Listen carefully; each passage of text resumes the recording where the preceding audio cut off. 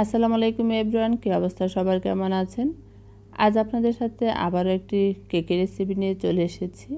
আজকের এই কেকটি হচ্ছে উঁচু হাইটের একটি 1.5 পাউন্ডের ভ্যানিলা কেকের রেসিপি আপনাদের সাথে শেয়ার করব।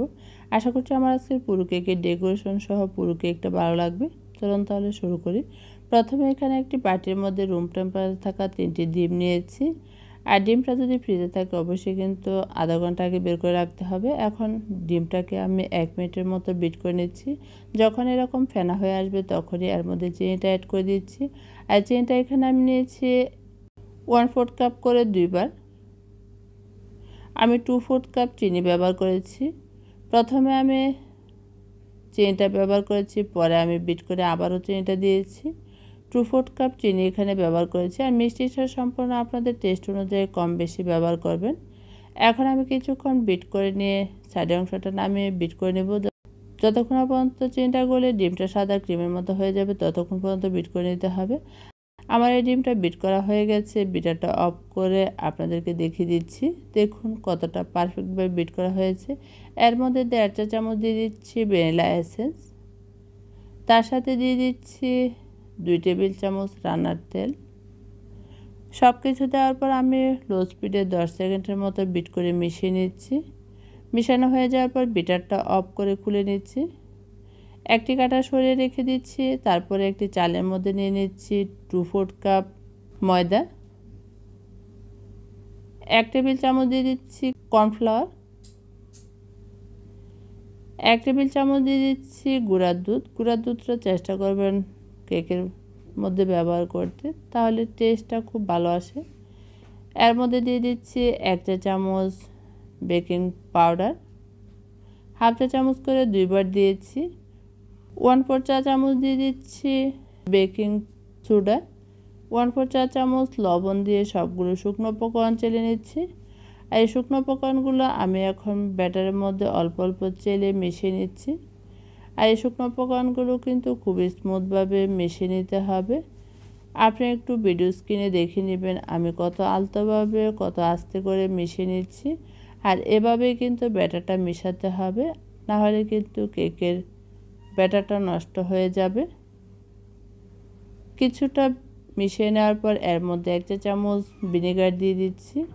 ভিনেগারটা দেওয়ার পর আমি আবারও ভালোভাবে মিশিয়ে নিচ্ছি। মিশানো হয়ে গেছে।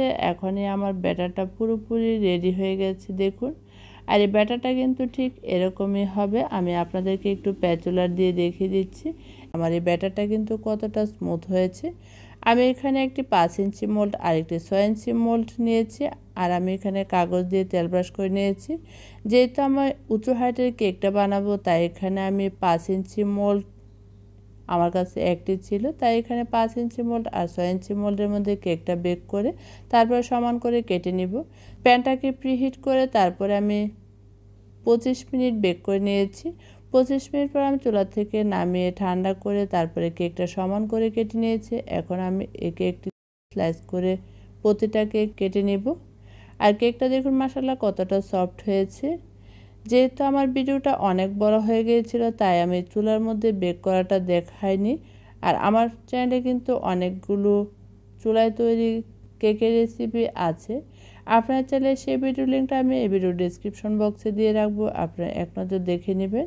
এখন আমি একটি 7 ইঞ্চি বোর্ডের মধ্যে ক্রিম লাগিয়ে প্রথমে নিচের লেয়ারটা বসিয়ে সুগার সিরাপ লাগিয়ে নিয়ে তারপরে ক্রিমটাকে সেট করে দিয়েছি।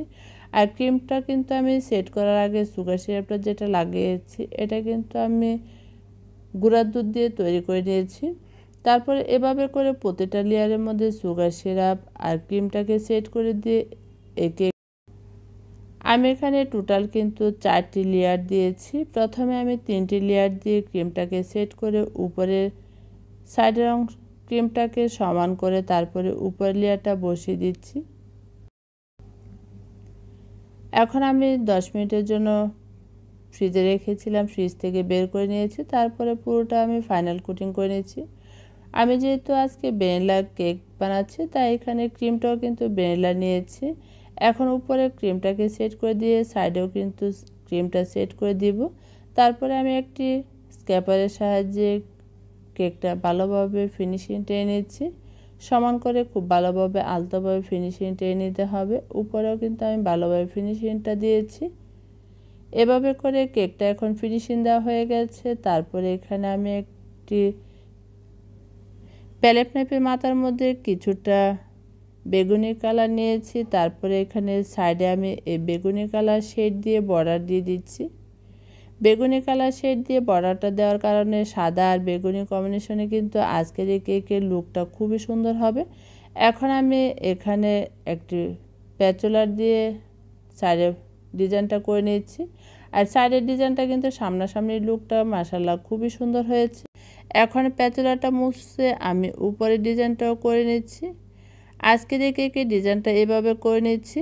আর এই ডিজাইনটা কিন্তু খুবই সুন্দর হয়, যে কোনো কেকের মধ্যে ডিজাইনটা করা যায়। উঁচু হাইটের কেকের মধ্যে করলে দেখতে খুবই সুন্দর হয়। এখানে আমি গোলাপ নজেল দিয়ে গোলাপ বানিয়ে নিচ্ছি। আজকের এই গোলাপ নজেলটা হচ্ছে 125K গোলাপ নজেল দিয়ে তারপরে গোলাপটা বানিয়ে নিচ্ছি। এখন কাঁটা চামচ দিয়ে সেট করে নিচ্ছি। একই সাথে পাশাপাশি আরেকটি গোলাপ সেট করে দিব।